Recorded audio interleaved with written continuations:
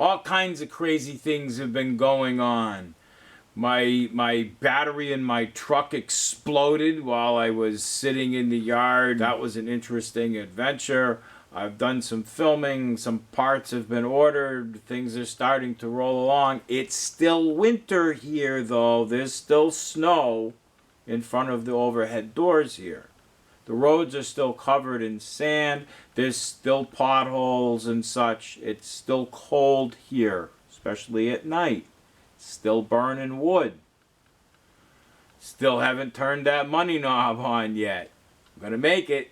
Gonna make it. Heating only with wood all winter was one of my requirements. So things are coming along. They're much slower than anticipated because it's still winter here. I'm still heating with wood, and that takes a lot of time. But it's keeping my costs down to an absolute minimum, and that was the whole importance of this change of life. Keeping costs to a minimum and having a nice peaceful place to be. We have that. More from me soon. Thank you.